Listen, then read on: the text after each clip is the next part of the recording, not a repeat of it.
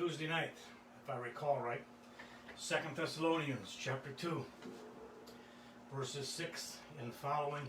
We want to finish this paragraph up.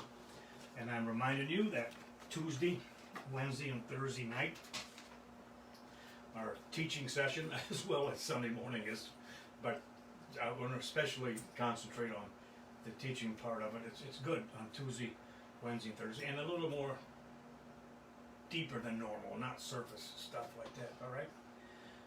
We have some interesting things. Last Thursday we talked about the identity and the defensive or the offensive action of the one, or whatever it is that restrains, i.e. restrains.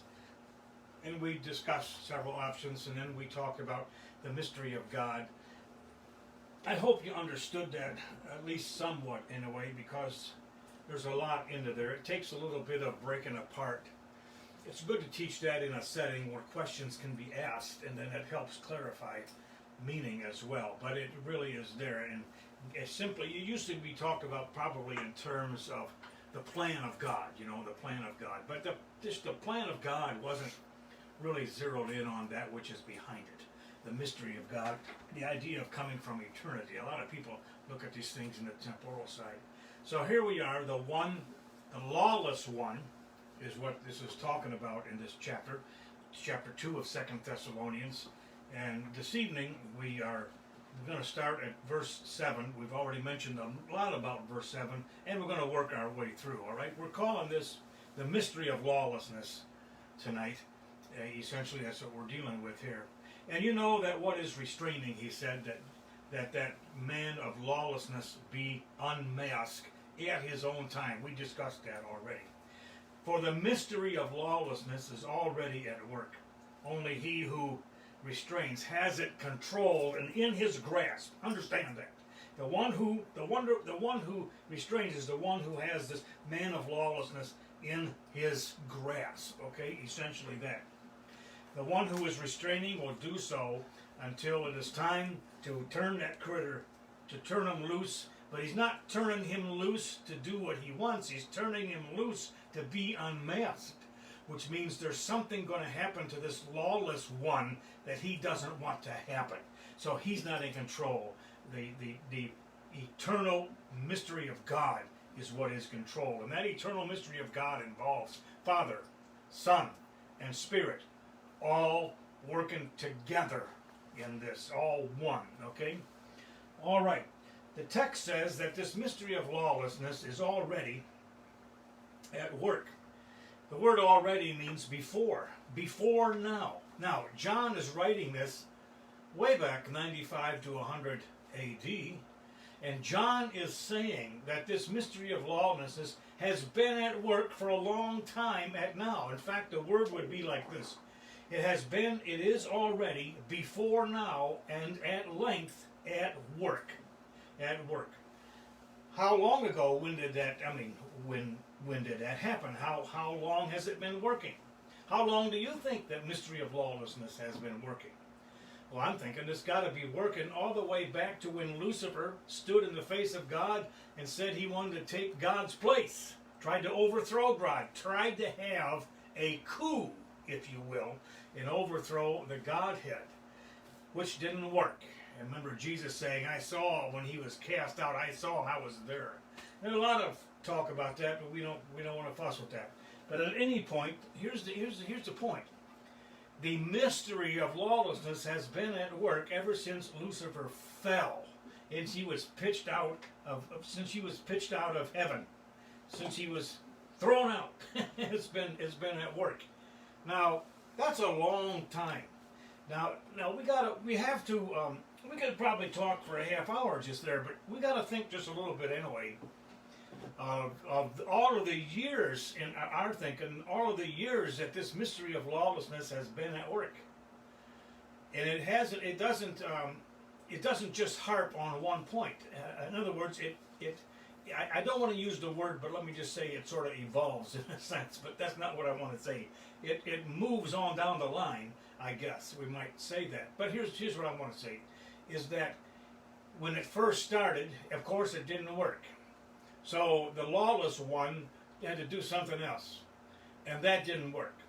So he's not creative, so he can't create things like that in a sense, but he can rename things. He's good at renaming things and that kind of stuff. So what we're saying is, all through history, we see this mystery of lawlessness, and lawlessness is evil. So this mystery of evil, and we're going to say this mystery of Satan. Evil is satanic. Lawlessness is satanic. It certainly isn't godly, and it certainly doesn't come from the Spirit of God. So this lawlessness has been at work ever since Lucifer fell, and it keeps moving forward, as it will. But it's the same old story. It's the same old threat that was in the Garden of Eden. So which means one night we probably ought to go back to the Garden of Eden and really take that apart. But what happens in history is this theological thing comes about and makes a big hit. People get all emotive, and oh wow, this is great. Oh, the touchy feely, they can accept that. And then later on, after they've had time to think or what happens, it goes by the wayside. Maybe just time does that. And then it's reborn. It's reborn later into something else. And it's renamed something else so it sounds better. Sort of like the death of God theology out of Althusser, and which actually comes out of Nietzsche. And that doesn't sound good. It was fascinating, if you will, on the surface when it started, but it didn't sound good. So that fell by the wayside. And then the process theology picked it up, because that's really what process theology is, but it's a death of God theology revisited and reborn, if you will, with a different name, and that name sounds good. You hear a lot about that stuff, so it's more gullible. Now, what we're saying then is this mystery of lawlessness is at work in very subtle ways, and we'll come back to that in just a little bit here. So it's been at work, all of that. And the word work means this. It's referring to the inward effectiveness of this mystery of lawlessness. Now, it goes back, the inward effectiveness goes all the way, as far as humanity is concerned, goes all the way back. Actually, it goes back to when Lucifer fell, because a lot of angels went with him. A lot of angels were deceived. And this mystery of the lawlessness of Lucifer had to be at work inside them too. And they fell. At least after they fell, it was. When humanity fell, that mystery of lawlessness is on the inside. Now, it's on the inside in one way in our sin nature, and that's how it gets on the inside. And not just that, but when we are born, we're born into the realm of the sphere of sin. We are located there. Not only are we located there, but we have a sin nature on the inside of us. That's how that comes. And the mystery of lawlessness works. It means that it is it's being unmasked. Actually, it's being unmasked all through history. All right. So it means inwardly effective. It comes from the inside out. James says when you're tempted to sin, it doesn't come from the outside. Your temptation to sin doesn't come from the outside. It comes from the inside. You can say, well, somebody put this in front of me. Somebody put that in front of me. That's true. And you may have a weakness or a proclivity for that. But that in itself is not the thing. It's your reaction to that. That's where it comes out of a desire in here, James says. And that's what we mean here. That's what this means when it says inwardly effective. So there's something about in the sinful nature of humanity.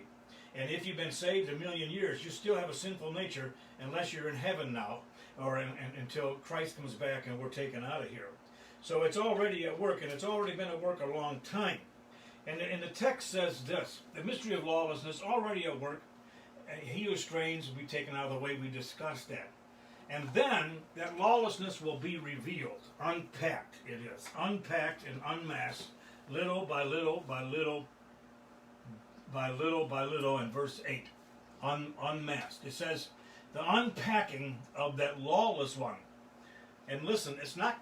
Here's what you got to understand. When you hear the word revelation, like the book of Revelation, or you hear it revealed, or whatever, the name revelation, it doesn't mean. There is a word that has to do with when it says manifest right now. It's like turning the lights on and they all come on at once and not just one at a time. But revelation doesn't mean all at once. It means it means taking one piece after another piece. Now, when we would move, I would have my mug collection, which I don't have much left, but I would very carefully pack my mugs. I wish I had them all now, but I've given them away and all that kind of stuff. But I would, wrap them up in paper and put them in a box, and I would have boxes of my do the same thing with my books. And so when we get into the new location, it's sort of like Christmas in a sense. You take those boxes and undo them. You unpack them. Well, here's what you do. What are we doing? We are unpacking those boxes. We are revealing what is in those boxes. That's what this means when it says unpacking or unmasking. So I take one at a time, unwrap it, and remember, oh yeah, I remember when I got that, and put that on the shelf. Then we take the next one out, and then we discuss a little bit the memories of us wherever we were. Take another one out, and oh yeah, I remember this. This came from Manila at that coffee shop. That kind of thing. This is what the word revelation means. Piece by piece by piece by piece by piece, which tells us this, that the unmasking of this lawlessness isn't just all at once, it's little by little by little by little by little. Now, let me ask you something. Be flat straight what is real today in this country, politically and every other way here. Isn't that just exactly what's been going on? Evil is being unmasked one fingernail at a time. One hangnail at a time, one cell at a time, one layer like an onion at a time, just one thing at a time. That is unmasked, and we think, wow. Then all of a sudden, boom, bam, we get another one being unmasked, and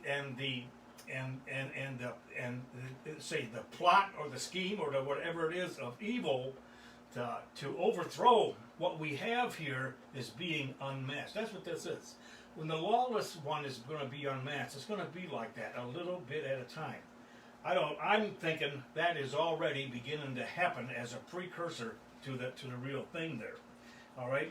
Now he says then that he'll be unmasked, and this is what it says: that Jesus himself will consume this lawlessness with his breath of his mouth, and will destroy this lawless one by the appearance of his presence.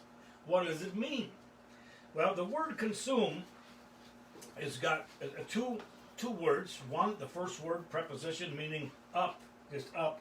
The other word means is the word hyreo. Hyreo.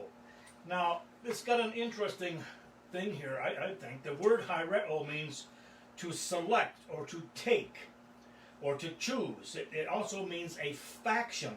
It means discord. It means contention. It means one who creates that faction or contention. That's the word. That's the root meaning of the word consume. If we put the word ana, it means this. Consume. Jesus Christ is going to consume this lawless one. The word consume means to choose, select, and take, and grab, if you will. He's going to grab and literally grab him up, in a sense. He's going to control him. There's going to be a division in there with this lawless one and whatnot. It's not all going to be, if you will, successful for the lawless one. No, Jesus, when he comes, he's got that lawless one is trapped. He's got it. And there's a contention, if you will. There is a discord there between he, and it's a powerful word. It's not easy to describe the meaning of, but Jesus is going to do that simply with the breath of his mouth. The breath of his mouth. Remember when he was in the garden and the critters came to arrest him, and Jesus said, "Hey y'all, it's good to see you."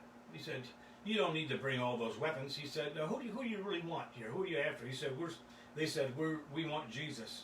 And what did Jesus say? And what did they do? Jesus said, "Hey Clyde, I'm him. I'm he. I am Jesus. I am." What happened to those critters? They all fell over backwards. They were consumed by the breath of his mouth.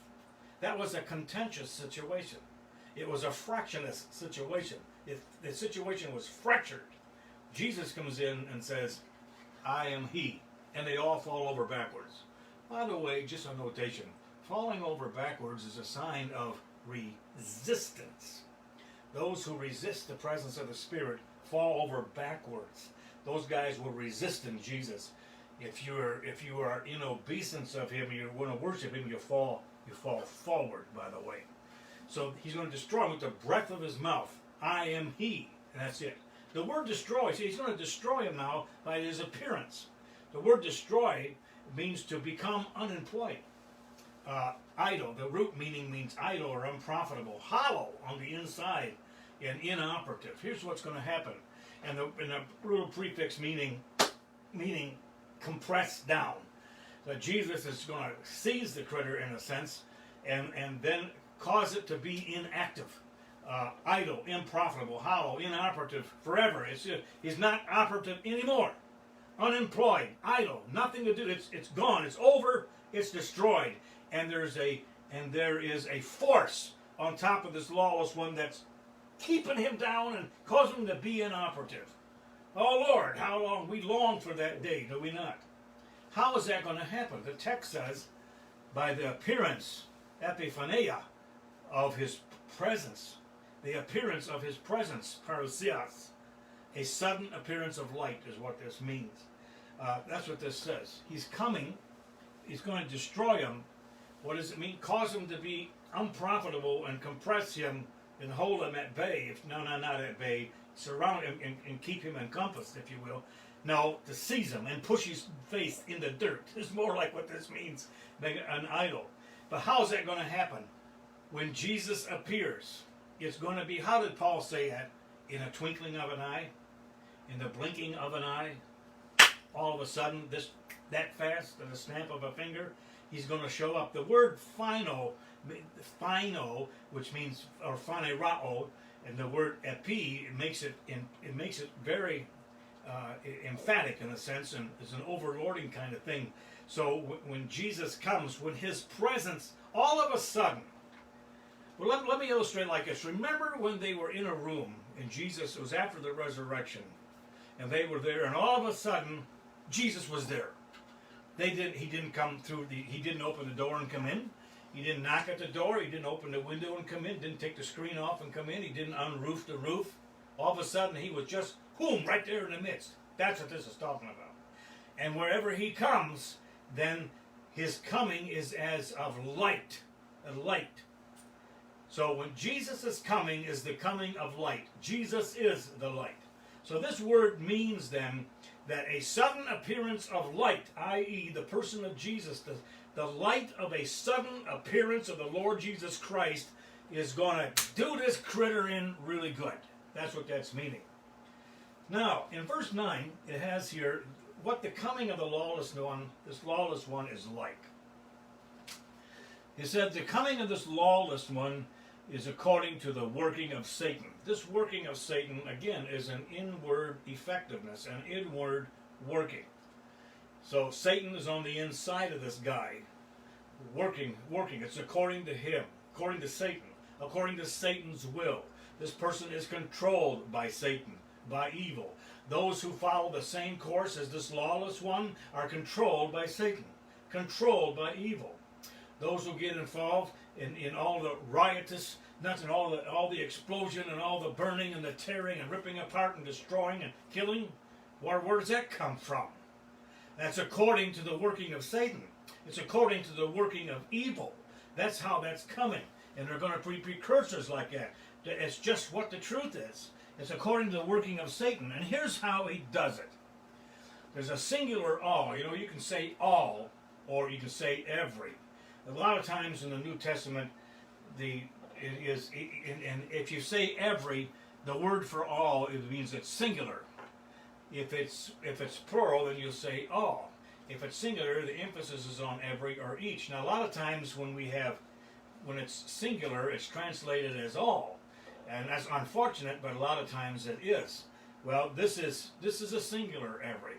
When the emphasis is on every or each one, it means there's no kind of power or ability left out. Every possible resource of power that Satan has is going to be used in this lawless one, okay? None of it is going to work. That's why they got to use it all up. every kind of power you can imagine. Have we not seen that in this country in the last number of years?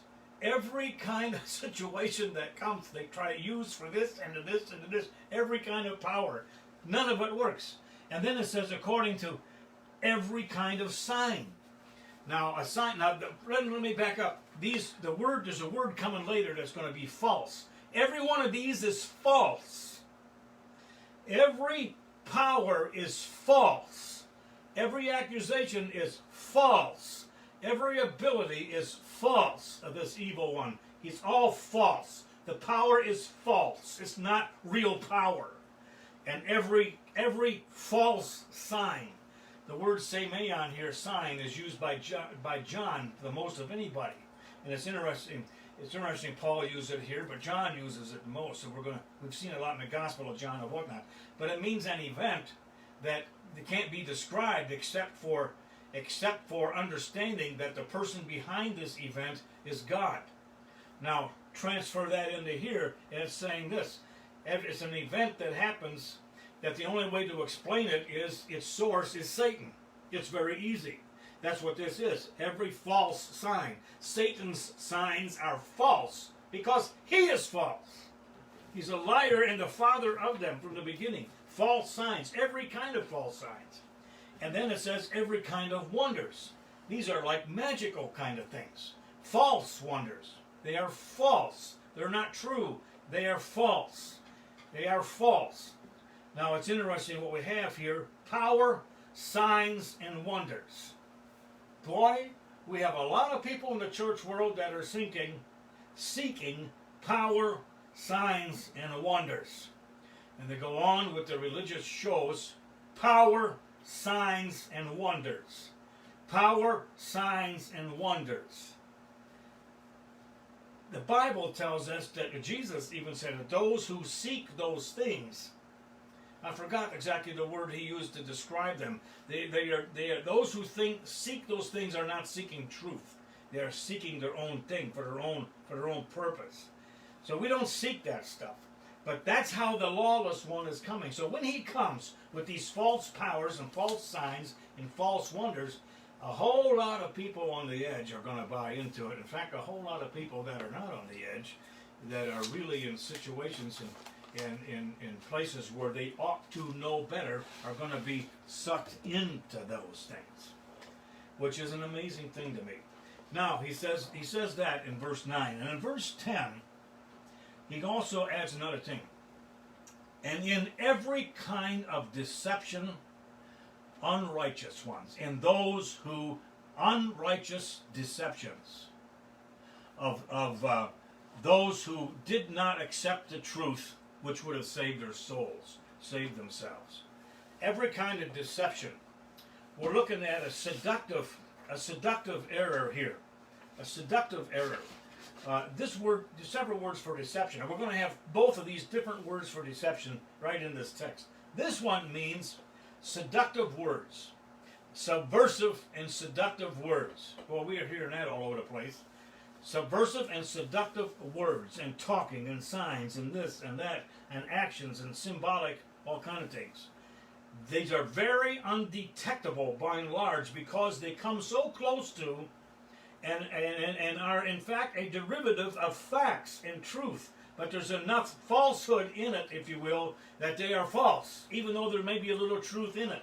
If there is a little truth in it, the thing is false. But people say, oh, but it sounds so good, and it makes me feel so warm, and it feels so good, and look, all the love is flowing between us, and we're just all there hugging. It's still false. That's not the evidence of what is right and what is true. That's not it. Subversive and seductive. Sabotage is what Satan is doing here. And it's undetectable by a whole lot of people because it's based on feeling and emotion. We need to get control of our feelings and emotions. It's not that there's no emotion or no emotive quality, but we got to get control of them. It's not based. Error and falsehood is based on emotion and feeling. No reason, no rationale. You don't have an argument for it. It's just, I feel it. And the blame for that really goes way back into the church and the church age.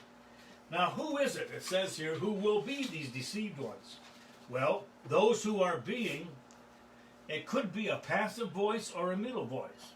If it's a passive voice, we would say those who are being, here in verse 10, those who are let me see, those who are being deceived, or those who are deceiving, or not deceiving, but refusing to accept the love of God, the love of truth, the love of truth. It says here, because the ones who refuse to accept the love of truth that would save them. The word accept here means to welcome with open arms. There are two words for receive. One is just sort of passive. This one is not. This one means to welcome it with open arms. Like when you see a friend that you haven't seen for years, so you go back and see relatives you haven't seen for years. Or when I go back to the Philippines and they're at the airport there in Tacloban and whatnot, and they're at the airport when I can't wait to get out of that baggage claim, and we embrace, everybody embraces. That's the kind of welcome we're talking about. These people do not welcome the love of the truth, it is said. God will send them strong delusion, is what it's going to say here. But they love not the truth. And the ones, and I missed this, the deception of those who are being destroyed. That's the word I missed here, I'm sorry. Those are being destroyed. It is, if it's passive, they are being destroyed. If it is middle, they are destroying themselves. That's what this is. And it's either passive or middle. It could go either direction here. Either way, it's not good. But in either way, it's true. They are being deceived. They are being destroyed because they are destroying themselves by rejecting the love of God, the love of truth here. So those who are being deceived are those who are being destroyed on account of the fact that they love not the truth. They did not accept the truth. They did not welcome the love of truth. And notice, it's not even saying at this time that they did not receive the truth, but they did not allow the love for the truth to enter into them. It's one thing to reject truth, but to reject the love of the truth is even more fundamental for that. And they are rejecting the love of the truth. They are rejecting, it says here, the very thing that was meant to save them. The truth is meant to save us. Jesus is that truth. He came as the truth to save us. His purpose and the result of his coming is saving us who believe. But if and he is that truth, by the way. He's the personification of that truth. And when we reject the opportunity to love that truth, if you will, we have rejected salvation. All of those who reject Jesus, boy, there's a lot of them today that do. They reject the love of him. They want to see all it destroyed. They have rejected their eternal salvation. And then verse 11, he says, because of all of this, God is going to send them a strong delusion, is what we have here. Send them a strong delusion. I went 2 pages instead of 1. Let me get back over here. Send them a strong delusion. Now, what it is this? Here we have a different word for deceit or delusion, for the word delusion. And because of this, God is sending. It's not shall, it's not future, it's present tense. God, the word used the word for send, it could be one of several, but this one happens to be focused on the person who's doing the sending. And the person who is doing the sending is God. It's God going to send this. And because they rejected the opportunity to love the truth, God is sending them this. He is sending them. God is doing this. It's not them doing it. It's not the lawless one doing it. God is sending this to the ones who refuse to love the truth. It's a very, very strong thing here. It's a strong delusion that he's talking about, and it reminds us of Romans 1:28, by the way. Their rejection of the love of truth cannot be allowed to stand. Think of Psalm 1, and the sinners cannot stand in the judgment of God. They have no standing there. They got nothing to say there. They have no standing. They have no standing in that court of law. They cannot stand there. And that's what this is. They cannot stand there. Now, it also says here, send them a strong delusion. And that word delusion here, it says a powerful, it's translated as a powerful delusion. The word powerful is, again, that word inward effective. This is the third time we've seen this construction on powerful or effective. It's on the inside out. That makes it powerful. It's inwardly effective. This delusion is inwardly effective. Now, this delusion is from, again, the inside out. And this word for delusion or deception means to be taken in tow. What it's saying here is because they have been deceived and entered into a deception earlier above, and they've rejected the love for truth, God is going to turn them loose and let them go and let them be taken in tow by the error. Once they are taken in tow by the error, they are absolutely out of control of themselves. And that's what this is talking about. At this point in time, they are being under control of the evil one, and evil and untruth and hate and all that. They've been taken in tow by a very powerfully effective false facade that they've bitten into. And it takes them in tow to wherever they want to go and however this deception, i.e. Satan, wants to take them. They are not in control of that deception. They are out of control of that deception. Out of control. They got no control. They are deceived and they can't stop that deception at that point. That's what this is talking about. Taken in tow. They don't have any choice in the matter. They believe in Satan. They don't have any voice. They cannot help themselves. They can't do anything. They believe it. They've committed themselves to it a long time ago. They propagate it. They live it. They breathe it. They wallow in it. And it means they will perish by it. A false narrative. A false narrative. Then, let's see.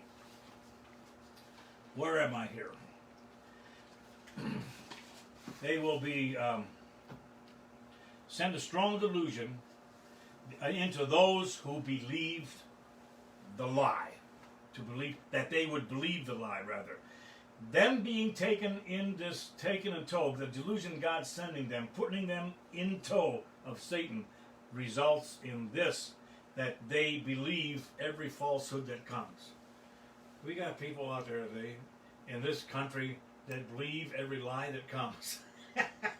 Every falsehood, they're believing it, man, they're believing it. Here's the final thing here in this paragraph. Aren't you glad it's about over in one sense? It is in one sense. Here's what it says. In order that, this word translated in order that can be translated so that, it can be that, and it could either be a purpose clause if it's translated as in order that. It's a purpose, a purpose clause. If it's so that, it is a result clause. I determined that it is a result clause here because of the context. The context determines this, and then by the way it's constructed, I'm taking this as a result clause. So all of this ends up as a result. The result of all of that is this: that all the ones who refuse to believe in the truth are being judged. Are judged. What does the word judge mean? It means the construing of relationship. Now, to illustrate that, remember how it says Jesus in the end is going to separate the sheep from the goats. That separation is based on relationship. The goats don't have a relationship with Jesus, but the sheep do. That's essentially what the word judge and judgment means. It's just that simple. Don't worry about the judgment. If you are saved and born, don't worry about anything. You're a sheep, and you're all right. You're a sheep. Your relationship with Him is strong. You are a righteous person, though you're not flawlessly perfect. It doesn't matter. You are right. You are with Christ. If you're a goat, if you hate Jesus, if you are on that other side, you do have a trouble here. The division is going to take place, and the result of all of that is that, you see, look.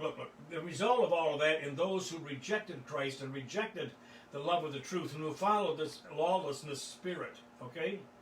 The result of that, they decided to do that. They made a decision at a time when a decision was necessary. They took the decision in the negative. That decision itself judged them. They judged their own self. They determined in themselves which side of the fence they're going to be on. They determined if they have a relationship with Christ or they don't have a relationship with Christ. They determined that by rejecting Him and refusing truth and following all of that falsehood. They determined that. So the final result of their determination is judgment on those who refused to believe the truth but had pleasure and took pleasure in unrighteousness. This word pleasure, and we're going to be through with this word pleasure and we're done. The word pleasure means the first two letters are a particle which means good. It's the same first two letters on the word gospel, euangelion. Euangelion, the U part is the good part, and so it means a good message or good news. Here, it means... Fix it? Okay, sorry. We just learned something. You just witnessed a tremendous time right here. We just learned one more thing on how to use this camera when we're videoing here. The next time it comes, we'll put on decline right away. Thank you for your prayers. Now, who took pleasure in unrighteousness? The word pleasure, as I said, the first word is just a particle meaning good instead of negative. But here, the word dokeo is the main root. And that means to think. Okay? To think. To think. The word pleasure means to think. Interesting, isn't it? To think. And when you're thinking of it, while you're thinking of it, you're approving of it. You're approving it. So it means to think well of whatever it is you're thinking about, or to approve whatever it is you're thinking about. He said this. They have rejected, he said, and refused to believe the truth while they thought very well of unrighteous, evil things. That's it right there. They think well of it. It doesn't take much. You know, we don't listen to the news anymore. We don't even listen to Fox News anymore. Not even that. I'm tired of all that mess. I'm tired of hearing all that stuff. I'm not going to... You hear it get people all over the place. They are thinking well of that stuff. And I'm not taking a shot at them. They're the best one there is. I certainly have never listened to other junk for years. But when I don't like the debates on that. It's no good. And it's not that we're unwilling to deal with that, because we are. But I know all that mess. I'm tired. I want to hear other things. I don't think well of it, of the evil and the unrighteousness. But there's a lot of people out there that think well of their unrighteousness. They think well of doing the wrong thing. The unright thing is what that's talking about. We talk about unrighteousness. It doesn't mean flawless perfection. That kind of idea here. It's you either doing the right thing or the unright thing. Remember that commercial on Coca-Cola? They had the Coca-Cola or the Uncola. I think it was 7-Up, maybe possibly it was the Uncola. I'm not sure. So the Cola or 7-Up, and again, I'm not sure that's what it was. But the Uncola, well, this is an unright. They do the unright things. You ask yourself the question, they're doing the unright. What do you see out there that's unright? I read an article that somebody wrote on the 5 reasons why a Christian should acquiesce to the mess that's going on here, is what it amounted to. I can't imagine that. Written by an ecclesiastical person, if you will. I was saddened and grieved when I read that kind of stuff. They're thinking well of the unright things. We got masses of people going to the unright things. We have got to be able to discern between the right and the unright, the right and the unright. Anyway, that's what we have tonight. I hope you learned something. I went about 5 minutes over from what our target was, but because I explained things too in depth, I suppose. But anyway, tomorrow night we are going to finish up this chapter, honestly, and then we're going to start something else. And I'm thinking we'll probably continue on where we started before in Romans, and get on into the sin nature there. And then remember, I got a Romans 13 coming up in about 3 weeks. And then there are some other verses, even in Thessalonians, that we want to fuss with too. I hope this helps you some. It's helping me some. It is good for me. I repent every day when I read these things and study it. God, help this miserable poor creature that I am. It is interesting. We always need to have that idea of repentance, right? Anyway, cheer up. God is with us, and this is good news. What we read here tonight. It's going to be unmasked, and let me add this: we are going to watch it. It's not going to happen outside of your purview. We're going to be watching that. We're going to watch it. We're going to watch it, and according to Paul in 1 Corinthians 13, true love rejoices in truth. When this happens, what we read about, that means truth is going to surface, and we are going to rejoice in that truth. Okay, well, God is with us. Don't forget that, and stay faithful and keep hanging on to what we have. It's a great life and a great future. God is with us. Have a good night. Get a little bit of ice cream before you go to sleep.